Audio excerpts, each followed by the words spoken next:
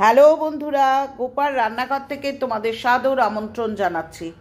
বন্ধুরা, আজকে দেখাচ্ছে একটা নিরামিষ আইটেম, যে আইটেমটা দেখেই তো বুঝতে পারছো যে খুবই সুন্দর খেতে লাগে। এটা রুটি, লুচি, পরোটা অর্থাৎ আটা ময়দার জিনিসের সাথে যেমন খাওয়া যায়, তেমনি এটা ভাতের সাথেও খুব ভালো লাগে।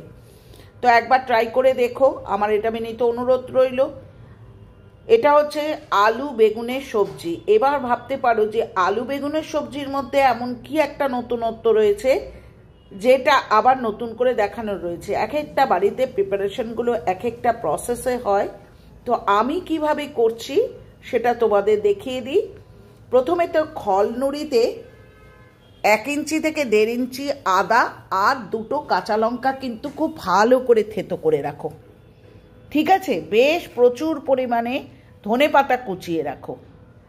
আর রাখো হচ্ছে টমেটোগুলোকে স্লাইস করে, অর্থাৎ 3টে টমেটোকে, বড় বড় টমেটোকে স্লাইস করে রাখো। এবার কড়াইতে দেখো 3 চামচ সর্ষের তেল দিয়েছি, সর্ষের তেলে রান্নাটা করছি। এবার আলুটাকে ভেজে নেবো। দেখো থিকনেসটা আলুর কীরকম রেখেছি। এইবার নুন হলুদ মাখিয়ে আলুটাকে কিন্তু ভালো করে ভেজে নেবো।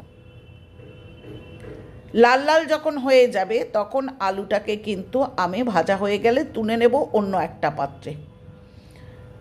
2টো পিঠ যখন মচমচে হয়ে লাল লাল হয়ে যাবে ভাজা, তখন তুলে নিলাম।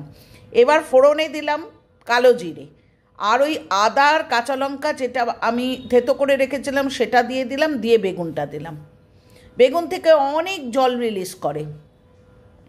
বেগুনটাকে ঢাকা দিয়ে রাখার পর যখন অনেকটা জল রিলিজ করেছি তখন আলুটা দিয়ে দিলাম।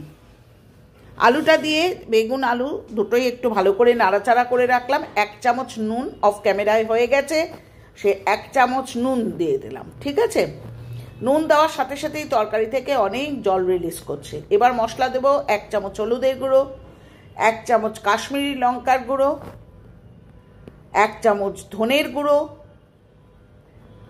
এবং 1 চামচ জিরের গুঁড়ো। বন্ধুরা, এখানে কিন্তু আলাদা করে আমি কোনো কাঁচা লঙ্কা দেবো না, কারণ আদা এবং কাঁচা লঙ্কাকে আমি ভালো করে খলনুড়িতে পেস্ট করে কিন্তু ফোড়ন দেওয়ার সাথে সাথেই দিয়ে দিয়েছি, যেটা কিনা অফ ক্যামেরায় হয়েছে। এরপর কিন্তু ভালো করে সবজিটা নাড়াচাড়া করব। ঠিক আছে বন্ধুরা, ভালো করে সব নাড়াচাড়া করে, বারবারই বলছি এটা কিন্তু হাই হিটে করবে না, এটা কিন্তু মিডিয়াম ফ্লেমে করবে। দিয়ে আমি একটা ঢাকনা চড়িয়ে রাখবো।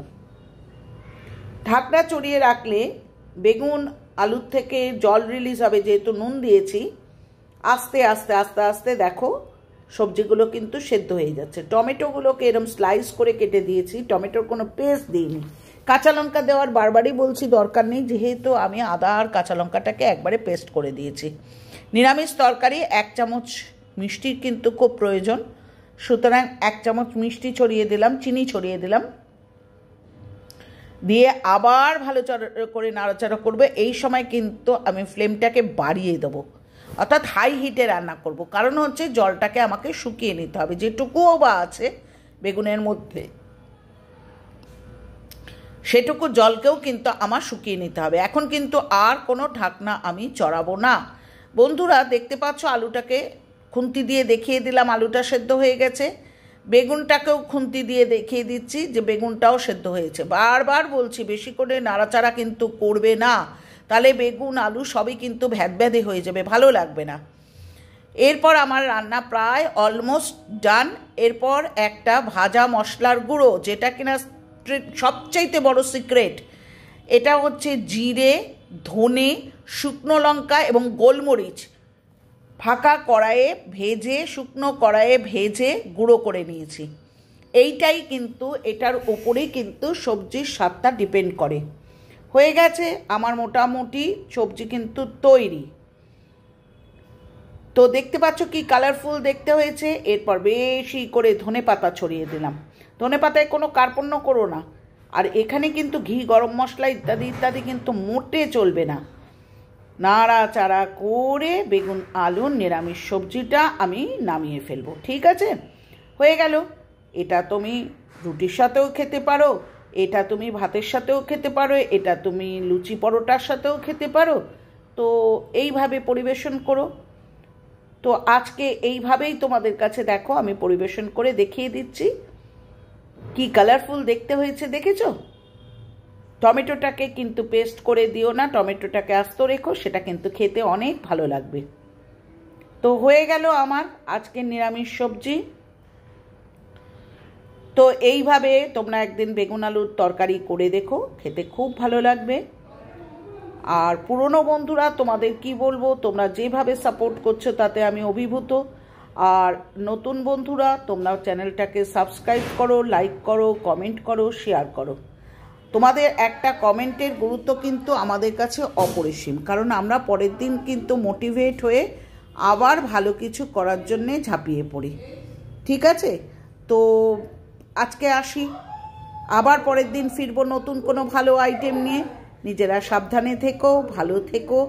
আর বারবার বলছি স্প্যাম কমেন্টগুলো করো না, তোমার চ্যানেলেরও কিন্তু ক্ষতি হচ্ছে। ঠিক আছে, তো এইভাবে আজকে রেসিপিটা শেষ করলাম। তো তোমরা এইভাবেই একদিন ট্রাই করে দেখো। তো আজ এইভাবেই শেষ করছি। টাটা, ভালো থেকো। ঠিক আছে, চলো বন্ধুরা, টাটা।